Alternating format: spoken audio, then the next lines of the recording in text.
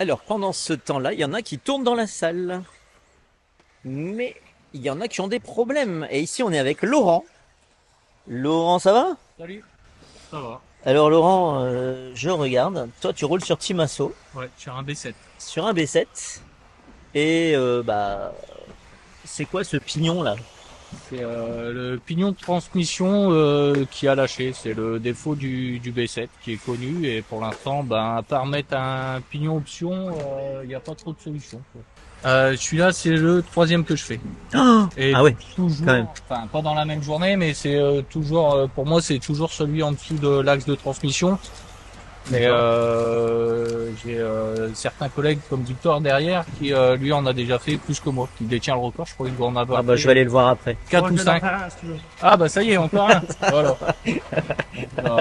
Il est déjà prêt le suivant, regarde, il est déjà là le suivant. Attends, alors c'est pas une blague, parce que justement, en fait, si tu veux, si j'en viens à faire ce passage, c'est qu'il y en a qui m'ont mis en commentaire de mes vidéos, c'est pas vrai, sur B7, il y a jamais de pignon intermédiaire qui casse. Jamais.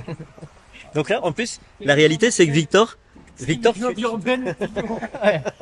J'avais préparé le terrain, moi, regarde. Je l'ai changé tout à l'heure pour un occasion et là j'en ai retrouvé un neuf. ouais. Mais je savais qu'elle allait pas faire long feu. Hein.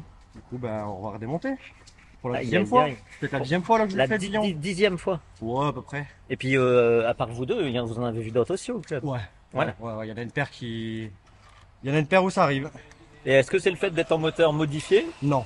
Non. Non, Ça parce change qu'il est rien. en 13,5 derrière et moi je suis en modifié et ça le fait quand même. D'accord.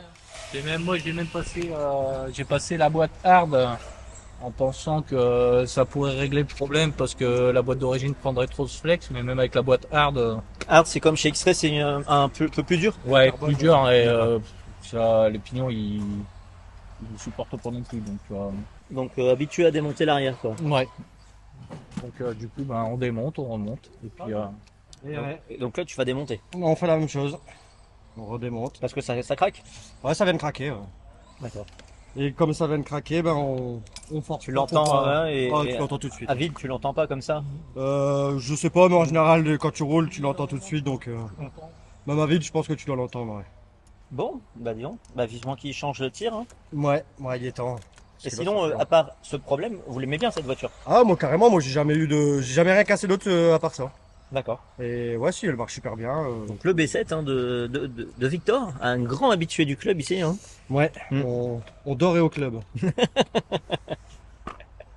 On est pas Voilà. loin. Donc, Et il y a pas mal d'options maintenant sur ton B7. il y a quelques options, c'est pas beaucoup, T'as des mais belles biellettes là, c'est doré. les biellettes, non, ça c'est tout est changé. Ouais. Et là, je Système de viens direction. de trouver sur AliExpress les petites pattes là de cerveau En alu? en alu. Tout D'accord. ça pour 2,50 €.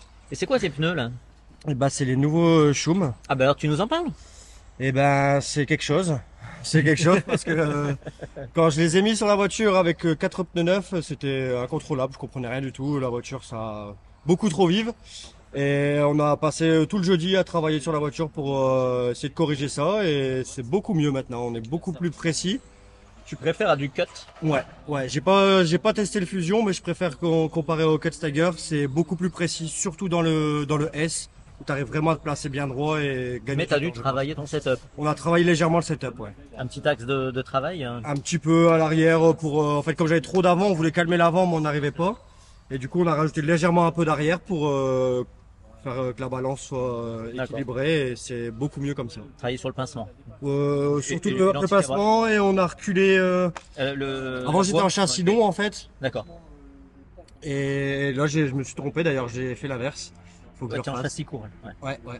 Non, le Non, châssis t'es en long. châssis long. Et j'ai vu. justement, tout à l'heure, je voulais mettre en cours et je me suis trompé du coup. Je viens D'accord. de le voir, mais comme je vais devoir tout démonter, ben, on va pouvoir changer. Bon, ben, bon courage. Bah, merci bien, Tony. Merci, Victor. De rien. Ciao. Ciao. Encore là les morceaux? Ouais, ils sont encore là. Alors, donc, on a ouvert la boîte de Victor et on voit les petits morceaux. Mais tu dis que c'est pas le pignon là qui est au bord. C'est pas celui qui a ras du différentiel, à mon avis, ça va être celui. C'en est un autre. Ça va être celui qui est sur l'arbre de transmission, parce que celui du stand, je l'ai jamais cassé. C'est D'accord. toujours celui soit à la transmission à l'arbre ou soit au 10. Ok. Bah, bon démontage. Bah, merci. Allez, merci.